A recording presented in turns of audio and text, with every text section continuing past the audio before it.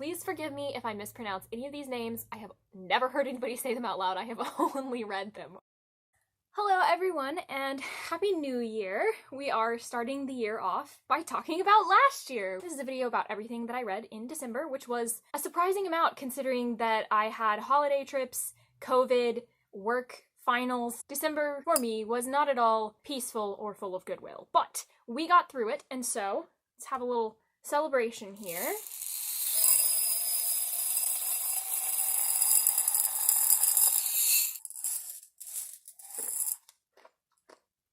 Happy New Year! I read some books, let's talk. I'm gonna start off by telling you things that I reread, because there are a few things that I've already covered in videos and I don't want to go over them again because I don't have anything worthwhile to say other than, obviously I liked this. The things that I reread would be Lockwood & Co. books 4 and 5, Fablehaven book 5, Keys to the Demon Prison, and also, this is actually one of the last things I read this year, I reread Chasing the Prophecy by Brandon Mull. The only reason I'm showing this to you and taking a moment to talk about it is because I wanted to let you know that now it matches the rest of my set. They're beautiful. As you can tell, I enjoyed this book and this series. Rereads aside, let's talk new things. So the first thing that I read in December was actually How the King of Elfhame Learned to Hate Stories by Holly Black. This is like book 3.5 in the Folk of the Air series. It's not quite post-canon and it's not quite a prequel either. It's kind of like parallel to the series. So the Folk of the Air series is a young adult fantasy series. It's about Jude Duarte, who she and her twin sister were the mortal daughters of a woman who had once been married to a fairy who had a daughter by him, and she decided, I don't want to be in fairy anymore, and like faked her death and ran off with their daughter. He found out, came and like killed her and her husband and took his child and her two half-sisters, which would be Jude and Taryn, to live with him in fairy. Jude has grown up as a mortal in fairy. In trying to get a place in the court, she ends up being recruited to work as a spy for one of the princes, whose brother she like absolutely hates, and then she finds herself accidentally embroiled in this whole conspiracy to like usurp the crown and murder the king and all of this stuff. So the series is about like her and her journey to finding belonging in fairy, and also there's romance, which I surprisingly enjoyed. The King of Elfhame, it's like part prequel, part post-canon, mostly like running parallel to some of the events of The Cruel Prince. And it's about Prince Cardan growing up, and you get to see a couple of the events from like The Cruel Prince from his point of view. It's difficult to summarize this, but actually what's funny about this is I then proceeded to reread The Cruel Prince right after this, because I was thinking I wanted to read the sequel series, which is... I don't know what the sequel series is called, actually. Editing me can put that in for you all. I know the first book is The Stolen Heir, and I think like the sequel to it is coming out this year, 2024. So I was like, I should read that, because I had actually read The Cruel Prince back in January of 2023, and then I think I read the other two also in January. And I was not that impressed. I read them for a friend, and I was like, yeah, whatever. It's very YA. It's like enemies to lovers. It's not really usually my thing. I thought it was fine. I was not like especially enamored with it. And I just went on my merry way until all of a sudden, for some reason, in December, it just clicked in my brain and I was like, oh, okay. I reread it, and now if I had recorded my favorite reads of 2023 video after I had reread The Cruel Prince, I think The Cruel Prince might have actually made my best of 2023 list, because I enjoyed it so much. And it's so funny how 11 months can make all the difference of just like letting something stew in the back of my brain and going, wait, that was good actually. Which is why I always try to give myself some time to like reflect on books and how I feel about them before I make a definitive judgment. Or sometimes I'll go back and reread them like I did in this case. It was fun. I had a delightful time rereading it. I think a lot of the dynamics are really fun. Jude and Cardan. I don't do romance. I don't do enemies to lovers, but like they're such a good enemies to lovers romance. They're just like bonkers. I love them. Jude as a character, I love horrible women. I support women's wrongs. She's so fascinating to me. That was great. It was lots of fun. After that, this is another reread. I'm just talking about things I have already read. But anyway, I reread Gideon the Ninth by Tamsin Muir. And now please forgive me if I mispronounce any of these names. I have never heard anybody say them out loud. So this is like the third time I've read Gideon the Ninth. It's the first in the Locked Tomb series, which is a kind of like sci-fi, fantasy, little bit of horror series about necromancers in space. Gideon the Ninth is about this girl, Gideon, who lives on this planet. It's called the Ninth House. They're very dedicated to this like super locked tomb. There's like the emperor who's like the god of the 9 houses. Gideon is like an indentured servant on the 9th house, and she hates it there, and she hates the person who's in charge of it, Harrowhark, known as Jessimus. and she's like, I want to get off of this planet. She's been trying to escape for a long time. She wants off this planet. It begins with like her escape attempt, number 80 something, and it like fails. But then Haru's like, okay, so I got a summons from the Emperor, who wants to summon like the main necromancer and their cavalier, which is like the person who fights with a sword to protect the necromancer. He was summoning all of them from the 9 houses to come to the first house and learn to be lictors. They're all like the super powerful, like the next level of necromancer. So Haru's like, I know you hate me and I hate you. I need a cavalier. You come with me. I'll be a lictor. I'll save the 9th house and you'll get off planet. Deal? And Gideon's like, fuck you, okay. And so they go, they arrive at Canaan House, and then it turns into like a murder mystery, and it's so funny. People are just like dying, and they're trying to figure out who's doing it and how to become a lictor. There's so much inter-house drama. Every single one of these people have problems, and the ones who don't have problems die.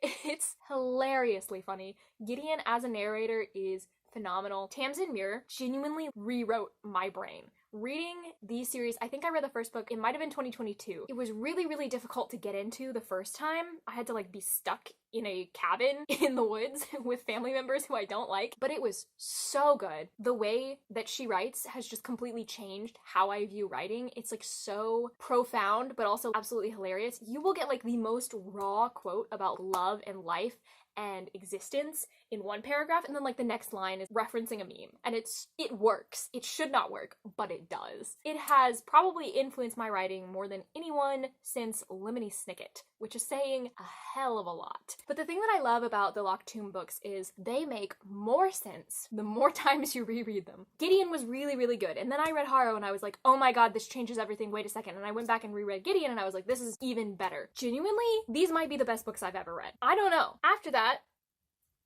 this is so embarrassing. I'm literally just rereading things, like the whole month. It's just things that I've already read. But I mean, I guess I didn't have to tell you that. In the spirit of honesty, I read the first 2 Alex Rider books by Anthony, or is it Anthony because he's British?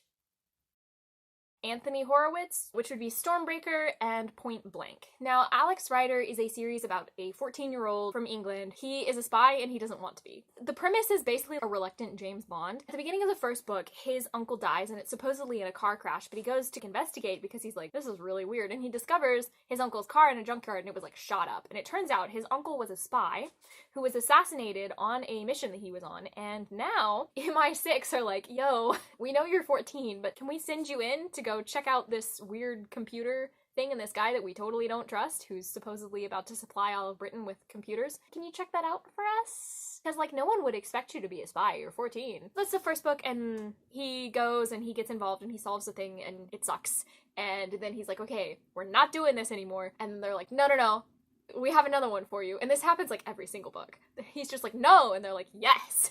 And then they blackmail him. It's so funny because he's like 14, so you would think like any teenager would want to be like, hell yeah, I want to be a spy. But they're like, hey Alex, can you go spy for us? And he's like, no, I want to play soccer. They're like, okay. Plan B, by the way, is blackmailing a 14-year-old, which they do many times. In the second one, he goes to investigate this school for the super rich and powerful's problem children, and weird things are going on. So they're like, Alex, we need you to go undercover again. And he's like, God damn it. I read these when I was like 16, I want to say. They're pretty good. They came out in like the late 90s to the early 2000s, and there's definitely some off-color jokes, some racial stereotypes, some not great things. We'll see how much I have forgotten. But they're fun. I like Alex as a character. It's like classic spy stuff, just a teenager who really doesn't want to be doing it. Next up, which I am so excited to talk about, I read the Dragon Watch series by Brandon Mull. I finally read this. So that is Dragon Watch, Wrath of the Dragon King, Master of the Phantom Isle, Champion of the Titan Games, and Return of the Dragon Slayers. And I also read Legend of the Dragon Slayers and the Fablehaven Cookbook. This is a sequel series to Fablehaven. It's set less than a year after the end of Fablehaven, and basically there's a lot of unrest in the dragon sanctuaries. There's this power vacuum that was created by capturing the demons and defeating their king. So now all of the dragons are trying to escape the sanctuaries and they want to live in the wild and like take over the world. Or Celebrant, the king of the dragons, really wants to take over the world. He's got like a vendetta. They need dragon tamers to take over Wormroost because the keep's defenses are malfunctioning. They think they need like mortals as caretakers. So they have to get Kendra and Seth because those are the only dragon tamers they know that they trust. These kids cannot catch a break. So Kendra and Seth go to Wormroost and become caretakers. A lot of things happen. Eventually Wormroost falls, and then all of the other dragon sanctuaries begin falling, and they have to like go to multiple dragon sanctuaries around the world. It turns into this whole quest to try to get this gem that was destroyed a really long time ago and fix it and defeat the dragons and something about the fair folk. There was a lot that happened in this series. I'm making a vlog. I've been vlogging my reading experience, and so there's going to be a much more thorough recap of that at a later date, but there were some pros and cons. I liked a lot of the things that were going on. I liked getting to see the ways that the story kind of paralleled Fablehaven,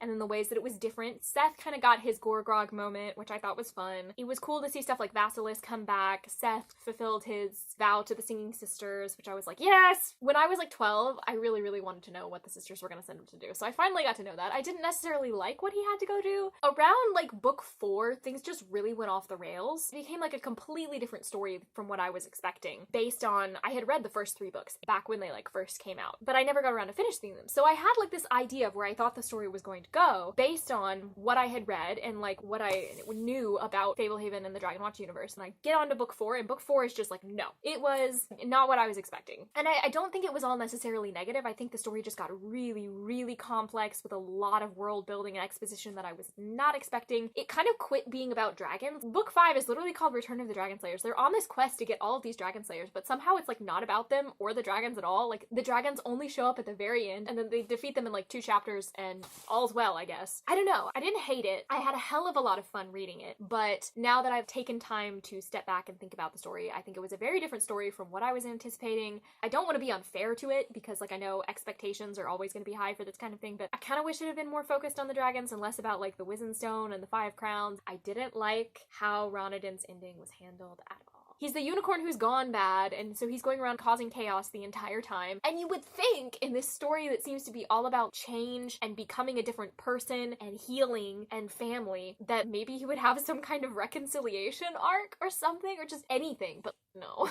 He gets his ass put in the demon prison, and I was like not happy about it, I'm gonna be honest, because Brandon Mull keeps dropping like these unhinged little tidbits about Bracken and Ronodin's past and how they used to be like super close, like brothers. Ronodin messed up like one time and it fucked up his life forever, and I was like, and we're just gonna stick with that? You're just gonna put him in the demon prison and that's it? What? I didn't like it. And the funny thing is, like, I don't even like Ronodin. I got really pissed off at him at points, but I didn't like that end for him. It may just be that I'm biased. I know there can't be a redemption arc for everybody, but I kind of wanted, maybe not even full redemption, just he just was like, okay, and leaves. I don't know.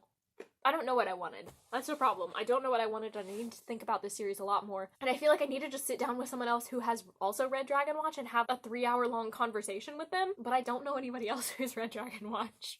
So, it's just me. Also, Bracken was in jail almost the entire book series, which was just ridiculous. When I was like 12, Bracken was my favorite character. When I heard Dragonwatch was coming out, I was like, yes! Finally, a series with Bracken! He'll be there the whole time. Bad news, 15-year-old me. He will not.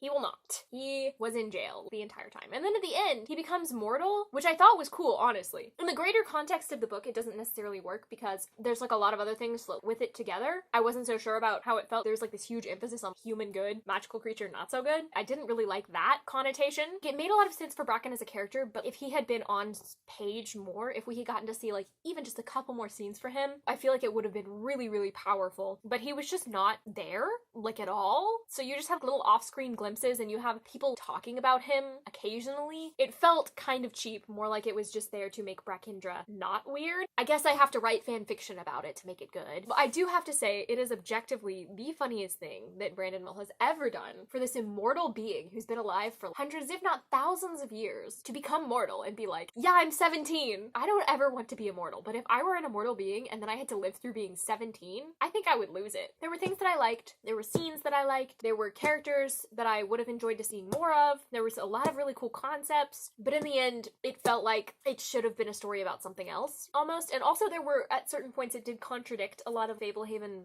lore, and there were so many loose ends. Kendra makes a deal with Ronodin, and then it just never comes back up, and I'm like, okay, guess we just Deus Ex Machina out of that one. I'm sounding so negative about it, but I had a lot of fun reading this series, and I don't think it was by any means perfect. Yes, I would change a lot of things if I could, but it was fun, and I think I do want to reread it, at some point, kind of let it sink into my brain more and figure out things that I liked, things that I didn't. All in all, I mean, it's better than the Candy Shop War. And none of my favorite characters died. I'll take what I can get. Pretty solid ending, all things considered. And okay, Legend of the Dragon Slayers, real quick, is literally just an excerpt of text of a historical thing. It was already in Champion of the Titan games. They took it out and made it like a short story with illustrations, and it was fine. Unfortunately, Legend of the Dragon Slayers happens to be the part of the series that I disliked the most. It's like the history for why they're trying to go find the Dragon Slayers, and then the Dragon Slayers and their whole quest, all of that having to do with the Wizen Stone and the Fair Folk and stuff. That was all of the stuff that I didn't like about Dragon Watch as much. This one was doomed. I just wasn't gonna like it no matter what. Also, the end notes of Legend of the Dragon Slayers happens to be the only time that the concept of Dragon Brothers / Dragon Sisters is ever brought up again in the Fablehaven canon. This is literally Dragon Watch. You would think that there would be an actual Dragon Brother or Dragon Sister in this, but no, there's nothing. I was sorely disappointed. Okay, sorry, I'm gonna stop being bitter. It was fun. I gave all of these 5 stars on Goodreads, by the way. I had a lot of fun. I just also need to complain. And then the Fablehaven cookbook, by the way, is the funniest thing to ever exist. I love the concept of fandom cookbooks or like franchise cookbooks. They are so funny to me. Half the time, they are just the most egregious money grabs ever. It's so funny. This one is just so funny to me. Sorry to the people who made this, but some of those recipes are just, they're reaching. They're reaching. Steph's got like a recipe for different types of peanut butter sandwiches. There's the giant cow. It's like Viola's whipped cream. You get whipped cream and sugar and a little bit of vanilla and you mix it. That's how you make whipped cream. Oh, it's so funny.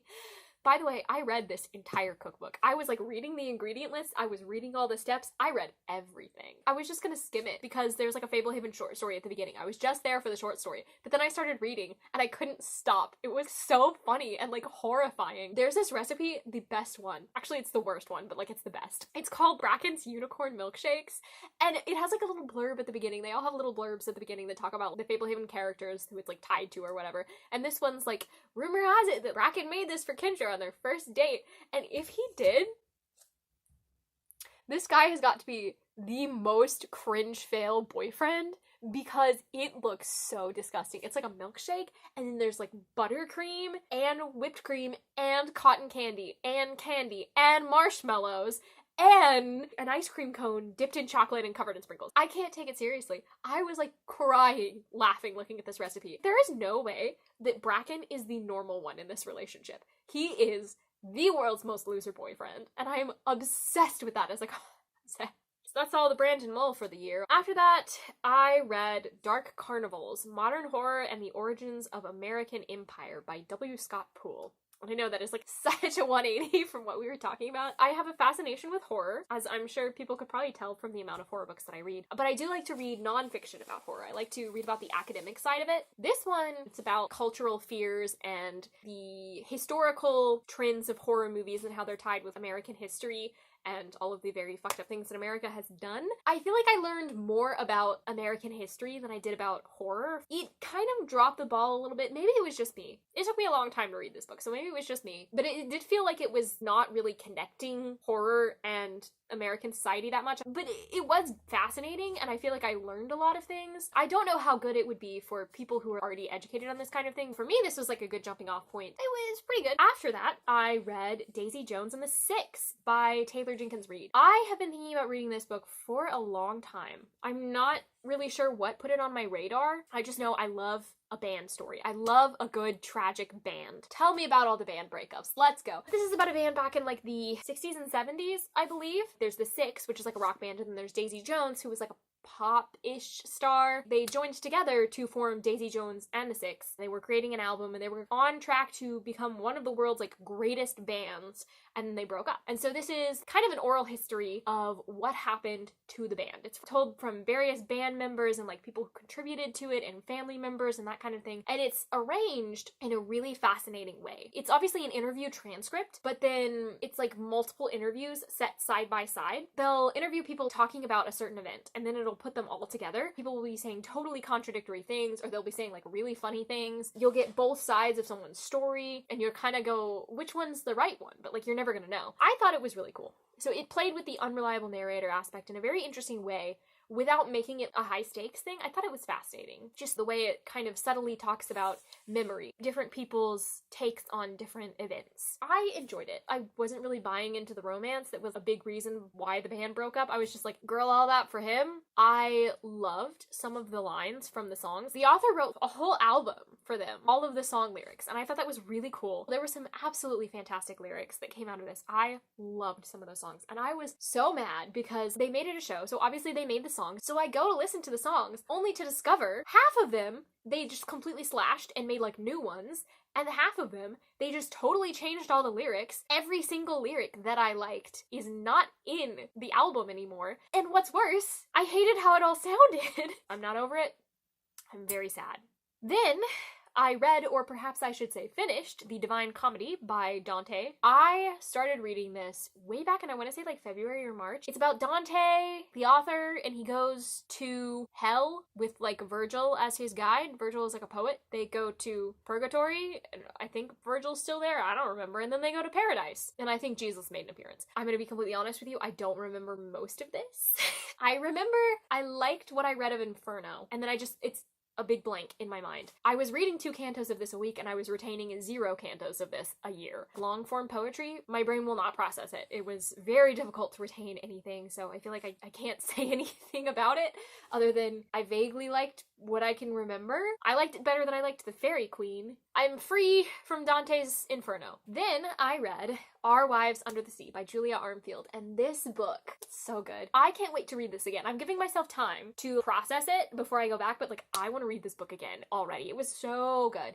It's about these 2 women who are married. One of them is a submarine operator, and she goes down on what's supposed to be a routine submarine mission with her crew, and they get stuck down there at the bottom of the ocean for like 6 months. When she comes back, it's very much the came back wrong trope. It's about grief and change and learning to love someone again, even when they're different, even when things aren't going your way. It's like from alternating point of view of Leah and Miri, who are the 2 wives. This is a book about relationships and a little bit, or maybe a lot, about grief. It was really, really lovely. And then I read Full Tilt by Neil Shusterman. This was another one of me falling prey to the classic blunder of trying to find circus horror and failing so hard. I am never reading another book by Neil Shusterman. Let me just say, this book, it was that bad. I'm never reading another one of this man's books. I think this is the only one I've ever read, but I'm not touching anything by him because it's so bad. I hesitate to say that things are outright bad, but this one was bad. It's about this guy, Blake, who's like 16 and he's about to go off to college. He's kind of having a crisis about it. And so he and his friends go to Six Flags with his brother, and his brother has issues. Some weird girl who's like running one of the carnival games gives him an invitation to this like other carnival, that's a cooler one. They're like, we're not gonna go. And then his brother passes out in the living room and he's like, oh my god, he took my invitation and he went to the carnival. We have to go to the carnival. And then it's this demonic carnival. You have to ride 7 rides before dawn, and if you don't, you're trapped there forever and you become a part of it, and it's run by this girl who's life and death. She controls all of these natural disasters, and she is targeting Blake because he didn't die on a school bus when he should have. And I'm like, okay. The story's not good. And on top of the story not being very good, literally everything is happening because the plot needs it to. Which, to an extent, is how all stories work. But, like, if you were to ask, why did this happen instead of this other thing? Like, what influenced this? The answer is literally just always, I needed it to happen for the story. It's not great. It's not great. It's not even good. It's not even tolerable. This is 200 pages, and somehow it's like the worst thing that I've read all year. Maybe The Knights of Erythrae was worse, but like this was up there. I was so mad reading this book. I specifically had to make sure that I finished something else after it because I did not want this to be the last book I read of the year. I was so pissed off the whole time I was reading it. I should have stopped, but I just was thinking, it's 200 pages. Maybe it gets better. No, it did not get better. Last thing that I read was actually something that I had also been reading all year. I read Les Mis by Victor Hugo, which is a monster of a book. It is like 1,600 pages. Special shout out to Les Mis Letters. It was a subscription email that sends out 1 chapter of Les Mis a day. Les Mis apparently has 365 chapters exactly, and I read 1 chapter every day of 2023. I have been reading this book for so long. It feels wrong now to be in January. and like not have a chapter of Les Mis to read. I'm like, what do you mean I'm done? It's a story about this guy, Jean Valjean. He's an ex-convict, or he's a convict and then he's an ex-convict because he like stole some bread because his sister's children were starving. He like completely ruins his whole life. And so he goes and he makes like a fake identity and ends up adopting like a daughter. Then later on the daughter falls in love and the guy she falls in love with gets involved in a French Revolution or something, and he nearly dies, and Jean Valjean rescues him, and then they get married. And that is a very, very, very watered down and abridged version of the plot of Les Mis. There's like a whole 7 or something chapters that are just babbling on about Waterloo for some reason. Victor Hugo was just having the time of his life writing this book, and who am I? Who am I to hate on him for that? Good job, sir. You wrote 1,600 pages. That is impressive. And I read all of it. Despite the fact that I have complained to many, many friends about how much Victor Hugo talked about Waterloo, I enjoyed this book. It's a classic for a reason. I had a lot of fun with certain parts of it. I didn't expect to enjoy it, but it was fun. And it was good. I wouldn't say I'd read it again because that is a lot of pages, but it was a good book. And I'm glad that I read it. I'm so glad that Les Mis Letters made that super accessible to me because otherwise I don't think I ever would have done this. I believe Les Mis Letters is actually going on for another year. If anyone else wants to read this book or like try to read it and has never been able to push yourself to do it, it's really easy. So I'm gonna link that down in the description for anybody else who wants to read Les Mis. That is everything that I read in December. I enjoyed myself. I liked most of the things that I read. I'm surprised that I managed to get that much in with how much that was going on, but I'm glad. I'm excited to keep reading Alex Rider. I've been working on that this month. I'm excited to read The Stolen Heir, even though I've heard it's not as good as The Cruel Prince, but we're gonna see. I just think this is going to be a fun year. I think there's gonna be a lot of good books. I have a list of series that I actually want to get through this year that I've been trying to read or wanting to reread or finish in full. There's a lot of middle grade, so we're gonna keep up the trend of being the middle grade person. I think it'll be a good year. I will see you all next month. Happy 2024. I hope that you all read many good books in 2023, and I hope we'll read many good ones in 2024. And if not good ones, I hope we at least read some entertainingly bad ones. Bye!